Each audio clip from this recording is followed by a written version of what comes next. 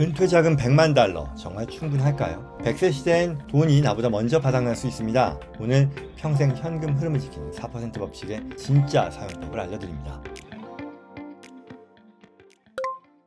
오늘 다룰 내용은요, 은퇴자금을 오래 지속시키는 안전한 인출 전략입니다. 이른바 4% 법칙인데요. 조사에 따르면 미국인들이요, 편안한 은퇴를 위해 필요하다고 느끼는 금액은 2024년 기준 약 146만 불에 달한다고 합니다. 어쩌면 사람에 따라서는 의견이 다르겠죠. 과장된 숫자일 수도 있고 부족할 수도 있겠지만요. 30년, 40년의 긴 은퇴 기간과 물가를 감안하면 일리 있는 숫자 아닐까 합니다. 다만 대부분의 은퇴자들이요, 이 은퇴자금으로 갖고 있는 게 그 목표액에 한참 못 미친다라고 하는데요. 그래서 더 중요한 건 얼마를 모았느냐 보다도 얼마를 어떻게 꺼내 쓰느냐일 겁니다. 오늘은요, 이에 관련된 어떤 프린시플 그리고 실행 방법, 25년의 시장 환경에 맞춘 조절 규칙까지요, 한번 정리해 보려고 합니다.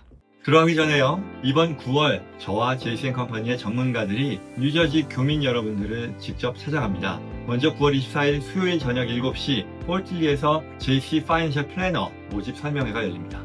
금융상품에 대한 단순한 영업을 넘어서요, 법률, 세무, 자산관리를 원스톱으로 설계하는 재정 컨설팅 전문가로 성장할 수 있는 기회가 될 것입니다. JC&컴퍼니의 전문가들과 함께 미래를 그리고 싶은 분들의 많은 관심과 참여 부탁드립니다. 그리고 바로 다음날 9월 25일 목요일 저녁 7시에는요, 미국 절세 그리고 은퇴 전략 세미나가 열립니다. 누구도 알려주지 않는 자산가들의 성공 규칙부터 트럼프 대통령이 활용했던 숨은 절세 비법 등 교민분들이 반드시 알아야 하는 자산관리 성공 전략을 실제 사례와 함께 소개합니다. 자세한 신청 방법과 정보는 영상 설명란과 고정 댓글에서 확인해주세요. 그럼 뉴저지 세미나 현장에서 뵙겠습니다.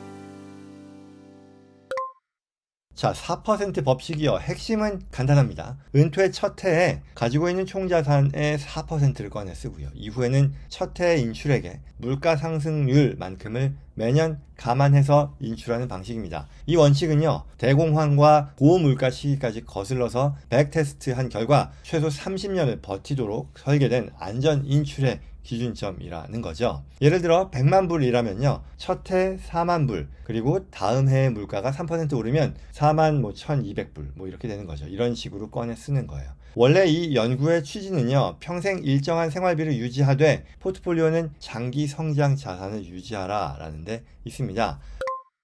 즉 여기서는요, 투자 비중과 리밸런싱이라는 컨셉이 나오는데요, 4% 법칙은 단순히 계좌에서 꺼내 쓰기만 해서는 안 되겠죠. 그랬다가는 바닥이 날 테니까요. 남아있는 그 자산이 또한 계속 일하게 만들어야 된다는 거죠. 이렇게 해야 인출 중에도 성장성 그리고 안정성이 확보될 수 있으니까요. 그래서 특히 은퇴 초반에요, 큰 하락이 있을 경우에는 타격이 크니까 배당, 이자, 현금 흐름과요, 현금성 버퍼를 활용해서요, 싼 주식을 팔지 않도록 설계하는 것이 핵심입니다. 물론 이를 위해서는 전문가와 같이 설계하는 것이 더 안전할 것이고요. 그래서 일반적으로는 이를 위해 내가 가진 자산의 절반을요, 인덱스 펀드에 투자하고요, 나머지는 국채에 투자한다라고 합니다. 그랬을 때 매년 성과가 다르잖아요. 그래서 주식시장이 좋았다라고 하면 주식의 비중이 높아졌을 때 주식을 팔고 채권을 사고, 반대의 경우는 채권을 팔고 주식을 사는 식으로 리밸런싱을 항상 유지해 줘야 된다는 그런 내용입니다. 물론 이와 같은 4% 법칙이요, 만능 열쇠 아닙니다. 역사적인 숫자들을 백테스트해서 이렇게 했더니 큰 문제 없었더라 라는 건데, 역사가 꼭 반복되라는 법은 없는 거니까요. 시장의 밸류에이션, 금리, 인플레이션, 기대 수명에 따라서요, 안전 시작 비율 달라집니다. 최신의 연구에서는요, 보수적으로 이게 4%가 아니라 3.7% 안팎을 제시하기도 하고요. 이걸 만들어낸 사람이 1994년이었나요? 미국의 엔지니어 출신 파이낸셜 어드바이저인데요. 벤젠이라는 사람인데, 이분은 더 이제 테스트를 하면서 분산과 또 자산 배분을 좀 더 고도화하면 4.5에서 4.7%도 가능하다라고 본다고 하네요.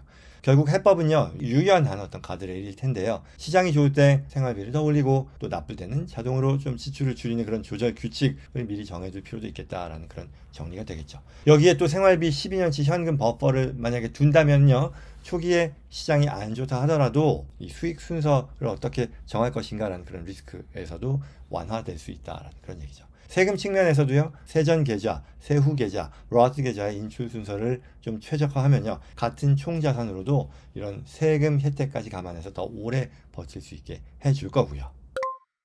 자, 그래서 이걸 실전 체크리스트라고 할 텐데요. 어떤 식으로 하느냐? 첫째, 목표 생활비를요, 세후 기준으로 계산해서요, 월 현금 흐름으로 바꾸는 겁니다. 그리고 둘째요. 앞서 말씀드린 대로 주식을 50% 또는 60%에서 왔다 갔다. 그리고 채권도요. 40에서 50% 왔다 갔다 해서 코어 포트폴리오를 정하고요. 리밸런싱 기준이요. 앞서 얘기했던 이 절반이었었는데 이 목표 대비 5% 이탈 수준에서 꼭 리밸런싱 한다라는 것을 준수해야 되겠죠. 그리고 세 번째는요. 첫 해 인출액이요. 자산 곱하기 4% 말씀드렸죠. 이게 4% 법칙이니까요. 그러나 상황에 따라서는 3.5에서 4.5% 또는 5% 범위 내에서 시작점을 조정하는 게 좋겠다라는 거고요. 넷째, 시장이 폭락했을 경우 15% 이상 하락했을 때에는 인출의 증가폭을요. 물가 상승률보다 낮게 제한하는 하나의 좀 세이프티, 가드레일을 적용할 필요가 있겠고요. 마지막으로 다섯 번째는요. 세전, 세후, 로트 자산의 인출 순서를 점검해서요. 불필요한 세금을 줄이는 그런 노력도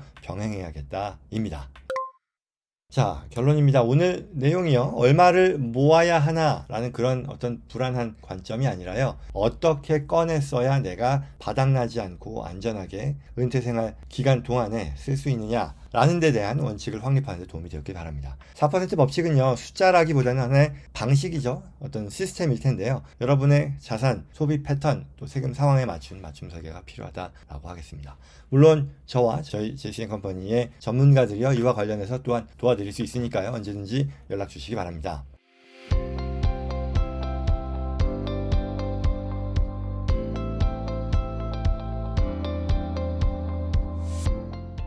오늘 내용 도움이 되었길 바랍니다. 오늘 주제와 관련해서 도움이 필요하거나 저와 제시앤컴퍼니의 전문가들과 상담을 희망하시는 분들은요. 영상 더보기란 또는 고정 댓글에 있는 연락처로 연락 주시기 바랍니다. 구독과 좋아요로 다음에도 꼭 필요한 정보 놓치지 마시고요. 주변 분들께도 전달될 수 있도록 도와주시기 바랍니다. 고맙습니다.